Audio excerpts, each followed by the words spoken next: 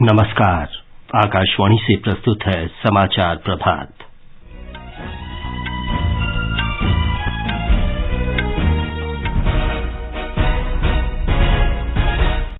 प्रधानमंत्री नरेंद्र मोदी आज नई दिल्ली में केंद्रीय सतर्कता आयोग के सतर्कता जागरूकता सप्ताह कार्यक्रम को संबोधित करेंगे। केंद्रीय मंत्रिमंडल ने एथेनॉल मिश्रित पेट्रोल के लिए सार्वजनिक क्षेत्र की तेल विपणन कंपनियों की खरीद प्रक्रिया को मंजूरी दी। रक्षा अनुसंधान और विकास संगठन ने बैलिस्टिक मिसाइल इंटरसेप्टर के दूसरे चरण का सफलतापूर्वक परीक्षण किया।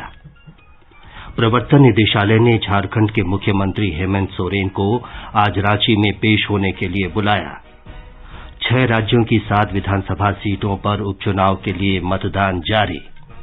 अमेरिका के केंद्रीय बैंक फेडरल रिजर्व ने ब्याज दरों में 75 आधार अंक की वृद्धि की। और T20 क्रिकेट विश्व कप में एडिलेड में भारत ने बांग्लादेश को 5 रन से हराया।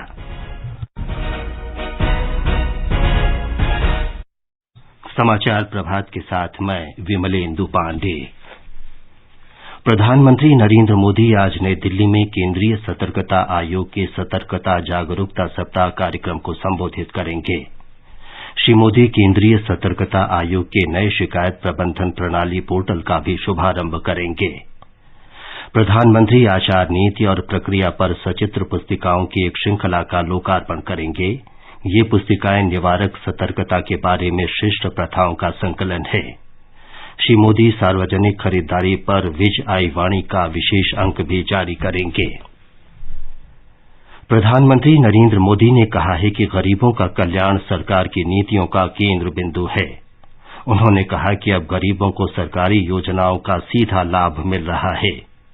नई दिल्ली में कल कालकाजी एक्सटेंशन में झुग्गी झोपड़ी पुनर्वास परियोजना के उद्घाटन अवसर पर प्रधानमंत्री ने भरोसा दिलाया कि सरकार दिल्ली में तीव्र, सुरक्षित और आरामदायक परिवहन सेवाएं देने के लिए प्रतिबद्ध है।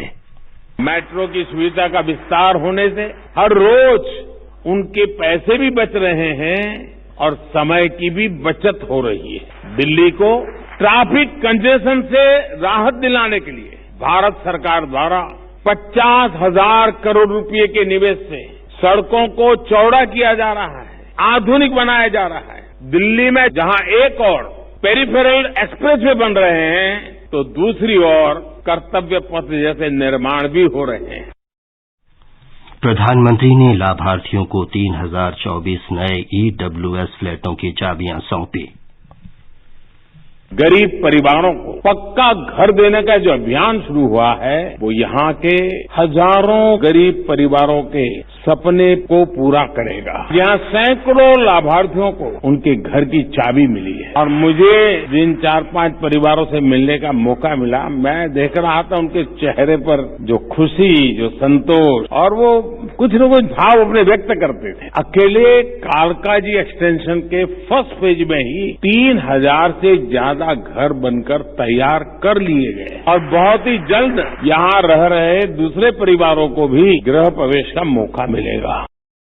सभी को आवास उपलब्ध कराने की प्रधानमंत्री की परिकल्पना के अनुरूप दिल्ली विकास प्राधिकरण 376 झुग्गी बस्तियों में पुनर्वास कार्य कर रहा है। इस परियोजना का उद्देश्य झुग्गी वासियों को बेहतर और स्वस्थ वातावरण देने के साथ बेहतर सुविधाएं उपलब्ध कराना है। राष्ट्रपति द्रौपदी मुर्मू आज नागालैंड में कोहिमा में द्वितीय विश्व युद्ध के शहीदों को श्रद्धांजलि अर्पित करेंगे। श्रीमती मुर्मू नागालैंड की 2 दिन की यात्रा पर कल कोहिमा पहुंची। एक रिपोर्ट।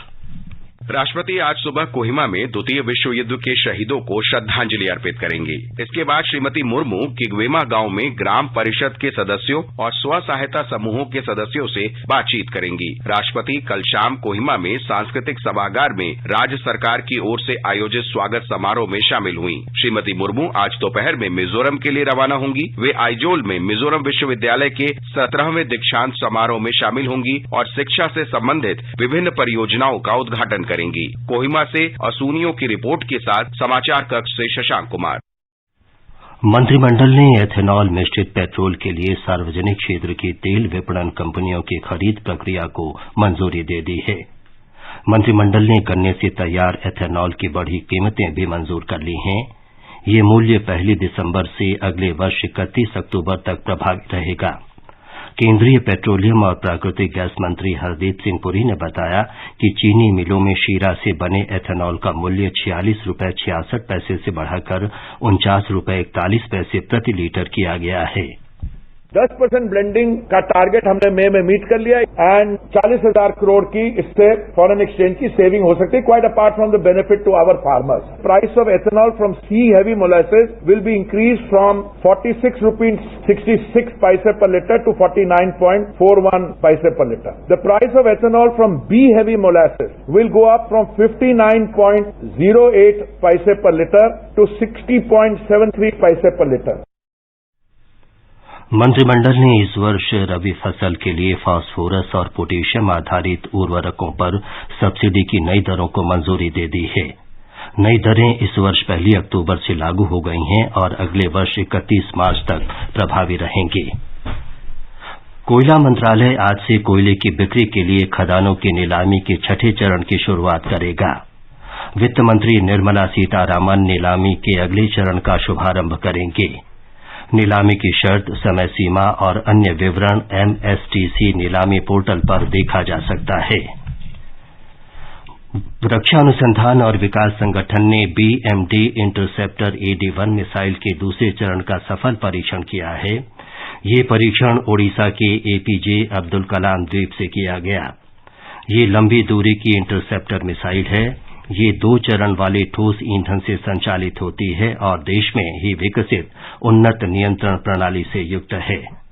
रक्षा मंत्री राजनाथ सिंह ने इसे एक विशेष मिसाइल बताया जो दुनिया में बहुत कम देशों के पास है।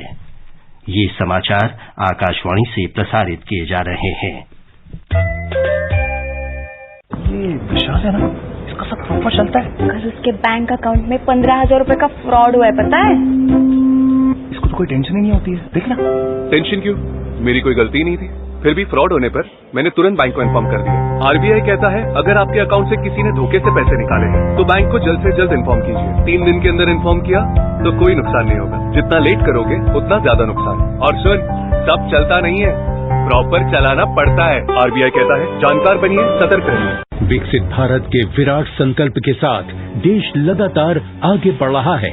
इस संकल्प की सिद्धि में हमारे करदाताओं की है महत्वपूर्ण भूमिका। सभी करदाता निभाएं अपना कर्तव्य और निर्धारण वर्ष 2022-23 की अपनी आयकर रिटर्न 7 नवंबर तक ई-फाइल करें। याद रखें, उन सभी करदाताओं को जिनके खातों का ऑडिट अनिवार्य है, निर्धारण वर्ष 2022-23 की अपनी टैक्स रिटर्न 7 नवंबर 2022 तक ई-फाइल करनी होगी। ड्यू डेट तक टैक्स रिटर्न फाइल न करने पर आपको ब्याज और जुर्माना लग सकता है तथा कोई भी अनएडजस्टेड बिजनेस लॉस अथवा कैपिटल लॉस कैरी फॉरवर्ड नहीं होगा। अधिक जानकारी के लिए www.incometax.gov.in पर लॉग ऑन करें। प्रत्येक आय करदाता एक राष्ट्र निर्माता। समाचार प्रभात में आपका फिर स्वागत है। प्रवर्तन निदेशालय ने अवैध खनन मामले में झारखंड के मुख्यमंत्री हेमंत सोरेन को आज पूछताछ के लिए बुलाया है। सूत्रों के अनुसार केंद्रीय जांच एजेंसी ने मुख्यमंत्री सोरेन को 11:30 बजे रांची स्थित उसके कार्यालय में उपस्थित होने को कहा है। 6 राज्यों की 7 विधानसभा सीटों पर आज वोट डाले जा रहे हैं। मतदान शाम 6 बजे तक चलेगा। जिन सीटों पर उपचुनाव हो रहे हैं वे हैं बिहार में मोकामा और गोपालगंज, महाराष्ट्र में अंधेरी पूर्व, उत्तर प्रदेश में गोला गोकर्णनाथ, हरियाणा में आदमपुर, तेलंगाना में मनुगोड़ और ओडिशा में दामनगर। मतगणना रविवार को होगी। हिमाचल प्रदेश में विधानसभा चुनाव के लिए विशेष श्रेणी के 5,093 लोगों ने डाक के माध्यम से मतदान किया है। मुख्य चुनाव अधिकारी मनीष गर्ग ने बताया है कि चुनाव में विशेष वर्ग की भागीदारी सुनिश्चित करने के लिए 80 वर्ष से अधिक उम्र के लोगों, दिव्यांगजन और आवश्यक सेवाओं में कार्यरत लोगों को कुल 1,70,000 से अधिक फॉर्म जारी किए गए थे। उन्होंने बताया कि इन मतदाताओं से मतपत्र लेने की प्रक्रिया मंगलवार से शुरू हो गई है और 11 नवंबर तक जारी रहेगी। प्रधानमंत्री नरेंद्र मोदी ने हिमाचल प्रदेश के 106 वर्षीय श्री श्याम सरन नेगी के वोट डालने की प्रशंसा की है। प्रधानमंत्री ने ट्वीट संदेश में कहा है कि ये सराहनीय है और युवा मतदाताओं को चुनाव में हिस्सा लेने तथा लोकतंत्र मजबूत करने के लिए प्रेरणा लेनी चाहिए। श्री नेगी स्वतंत्र भारत के पहले मतदाता हैं जिन्होंने कल कालका में अपने निवास स्थान पर डाक मतपत्र के माध्यम से हिमाचल प्रदेश विधानसभा के लिए 34वीं बार मतदान किया। हिमाचल प्रदेश के युवा और पहली बार वोट डालने वाले मतदाताओं को प्रोत्साहित करने के लिए राज्य के मुख्य निर्वाचन अधिकारी ने वोट करो मतदान करो गीत जारी किया है। हिमाचल प्रदेश पुलिस के band harmony of the pines ने इस गीत का संयोजन किया है। ये गीत राज्य में प्रचलित कई बोलियों में प्रस्तुत किया गया है। वोट करो मतदान करो सब लोग, लोकतंत्र की जान है ये, देश धर्म का प्राण है ये, लोकतंत्र की जान है ये, देश धर्म का प्राण है ये, वोट करें सब मिलकर तो बन जाए जनमत। वोट करो मतदान करो सब लोग। अमेरिका के केंद्रीय बैंक फेडरल रिजर्व ने ब्याज दरों में 75 आधार अंक की वृद्धि की है। इस वृद्धि का कारण मुद्रास्फीति बताया गया है। फेडरल रिजर्व के अध्यक्ष जेरोम पॉवेल ने कहा है कि बढ़ती महंगाई से ब्याज दरों में और वृद्धि होने की संभावना है। अधिकारियों को उम्मीद है कि ये मुद्रास्फीति अगले साल तक रह सकती है। इस वर्ष मार्च के बाद 8 महीनों में ब्याज दरों में 3.75% की वृद्धि हुई है। एडिलेड में T20 क्रिकेट विश्व कप में कल भारत ने बांग्लादेश को 5 रन से हरा दिया। भारत ने 20 ओवर में 6 विकेट के नुकसान पर 184 रन बनाए। बारिश के कारण बांग्लादेश को 16 ओवर में 151 रन का लक्ष्य दिया गया। बांग्लादेश की टीम 6 विकेट पर 145 रन ही बना सकी। आज दोपहर सिडनी में पाकिस्तान का मुकाबला दक्षिण अफ्रीका से होगा। निर्वाचन आयोग आज गुजरात विधानसभा चुनाव कार्यक्रम की घोषणा करेगा। चुनाव की अधिसूचना जारी होने के बाद राज्य में आचार संहिता लागू हो जाएगी। विधानसभा का कार्यकाल अगले वर्ष 18 फरवरी को समाप्त होगा। ये समाचार हमारी वेबसाइट newsonair.gov.in/hindi पर भी उपलब्ध हैं। अब समाचार पत्रों की सुर्खियों के साथ हैं फरहत नाज। धन्यवाद विमलेंदु। दिल्ली में कमजोर वर्ग के 3000 से अधिक परिवारों को EWS फ्लैटों के उद्घाटन अवसर पर प्रधानमंत्री नरेंद्र मोदी का संबोधन अखबारों की बड़ी खबर है। जनसत्ता की सुर्खी है, गरीब हमारी सरकार की नीतियों के केंद्र में। दिल्ली में सत्ताधारी आम आदमी पार्टी सरकार पर टिप्पणी को लेकर राष्ट्रीय सहारा लिखता है, विज्ञापन नहीं, हम बदलाव के लिए जीते हैं, दिल्ली को आदर्श शहर बनाने का प्रयास। अमर उजाला की बड़ी खबर है, दिल्ली बनी गैस चैम्बर, पंजाब में एक दिन में 2 गुना जली पराली। NCR में बेकाबू हो रहा प्रदूषण, केंद्रीय पर्यावरण मंत्री ने बढ़ते प्रदूषण के लिए आप सरकार को बताया जिम्मेदार। दैनिक जागरण की टिप्पणी है, 2,500 करोड़ रुपए खर्च किए फिर भी धुएं की धुंध में NCR। हिन्दुस्तान की सुर्खी है, रबी फसलों के लिए खाद पर रिकॉर्ड अनुदान, मंत्रिमंडल ने फास्फोरस और पोटाश उर्वरकों के लिए 51,875 करोड़ रुपए की सब्सिडी दी। इस वर्ष कुल 2.25 लाख करोड़ रुपए की सब्सिडी मिलेगी। दैनिक ट्रिब्यून का कहना है, गन्ने से बनने वाले एथेनॉल की कीमत बढ़ी, पेट्रोल में 20% मिलाने का रखा लक्ष्य। कर्नाटक में वैश्विक निवेशक सम्मेलन में प्रधानमंत्री के संबोधन को जनसत्ता ने सुर्खी दी है, दुनिया को भारतीय अर्थव्यवस्था की मजबूत बुनियाद पर है भरोसा। अंत में मुख्य समाचार एक बार फिर। प्रधानमंत्री नरेंद्र मोदी आज नई दिल्ली में केंद्रीय सतर्कता आयोग के सतर्कता जागरूकता सप्ताह कार्यक्रम को संबोधित करेंगे। केंद्रीय मंत्रिमंडल ने एथेनॉल मिश्रित पेट्रोल के लिए सार्वजनिक क्षेत्र की तेल विपणन कंपनियों की खरीद प्रक्रिया को मंजूरी दी। रक्षा अनुसंधान और विकास संगठन ने बैलिस्टिक मिसाइल इंटरसेप्टर के दूसरे चरण का सफलतापूर्वक परीक्षण किया। प्रवर्तन निदेशालय ने झारखंड के मुख्यमंत्री हेमंत सोरेन को आज रांची में पेश होने के लिए बुलाया। 6 राज्यों की 7 विधानसभा सीटों पर उपचुनाव के लिए मतदान जारी। और अमेरिका के केंद्रीय बैंक फेडरल रिजर्व ने ब्याज दरों में 75 आधार अंक की वृद्धि की।